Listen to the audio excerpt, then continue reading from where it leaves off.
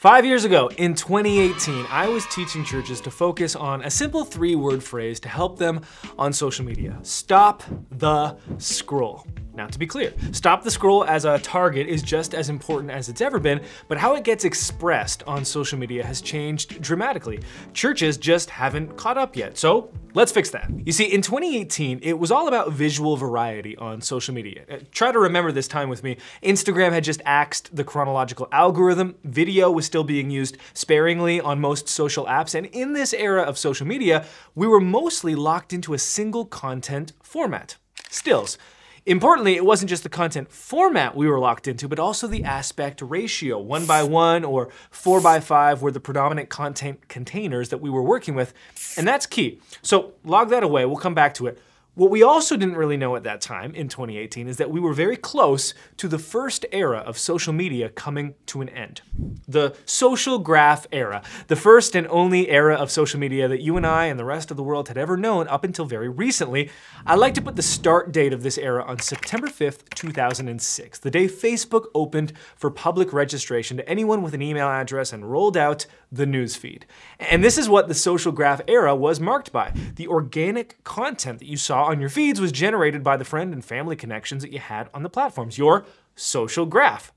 If you remember this early era of social, you remember how the like button changed the world forever. So why don't you go ahead and click the like button on this video. It doesn't cost you anything, it really does help me out. Of course, this era of social was going along fine until it was disrupted. Now, by who? The kids. Gen Z. They had found a new app to call their own, and it was growing rapidly. And I'm not sure if this helps you make sense of it all contextually. It does for me. But if you think about its place in society, social media is very similar to music and fashion. It's a form of creative expression, it's culturally significant, and every generation does it a bit differently. As for the date I like to use marking the end of the social graph era, put it at August 5th, 2020 for me. The day Instagram announced Reels. On that day, the social graph era ended and the discovery era began. And to be clear, these dates are somewhat arbitrary, right? But they do mark watershed events because Instagram announcing Reels was a clear sign, hey, Gen Z has embraced TikTok, and that puts us Meta in a vulnerable spot. And if you can't beat them, join them. And it wasn't just Instagram, but Facebook too, YouTube followed as well, and Twitter eventually also. And what started with Instagram changing its algorithm in 2018 to no longer be chronological had escalated in a couple of years to an entirely new era of social media, where previously your feeds were populated with content from your social graph, aka your friends and family. Now your feeds were all about your personal interests and viewing habits. The discovery era.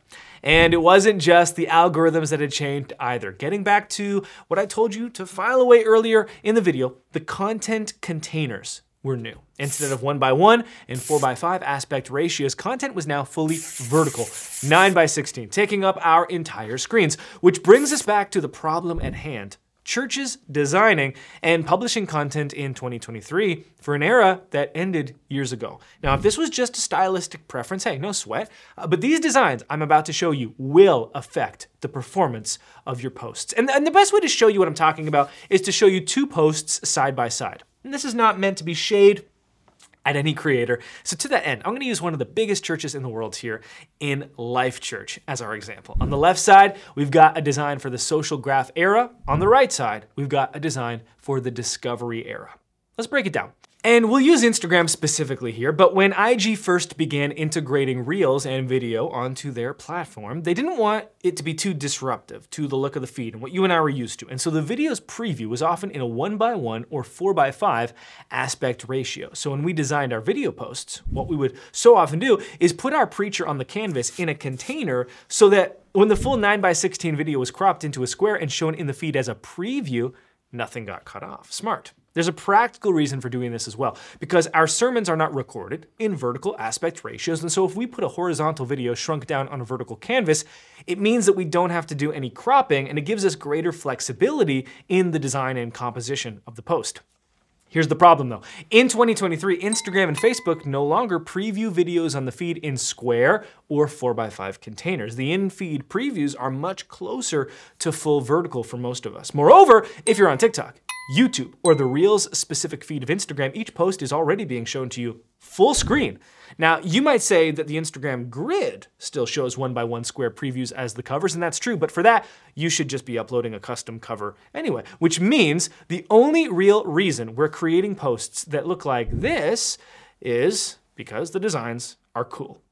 And listen, I'm with you, like, look at this design here. This is a cool design. It looks awesome, but my argument to you is that the trade-off you're making for this aesthetic is a ton of effectiveness. And there are 3 reasons why I'm convinced of this. The first one has to do with proximity. When you take your pastor and you shrink them down on a vertical canvas, you are manufacturing more distance between them and your audience. You are intentionally placing the pastor farther away by making them smaller.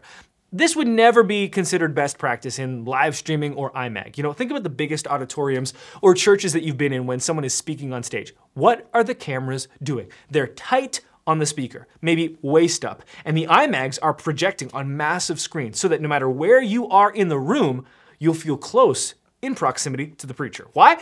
Because if you feel distant from them physically, you'll feel distant from what they are trying to say. This is communications 101. It's the same reason why when we're live streaming, if we have multiple angles of our pastor, the wide shot is used as a palate cleanser, as an establishing shot, for a quick break, and then we're right back in on the tight shot because that proximity creates intimacy. So it is completely counterintuitive to shrink your pastor down on a vertical canvas to then post on social media. You're creating distance where there doesn't need to be any at all. Podcast clips are a great reference point, I think, for our sermon clips here. And what do podcast clips do? They just have the host and the guests full screen because it's immersive. The full frame is being used.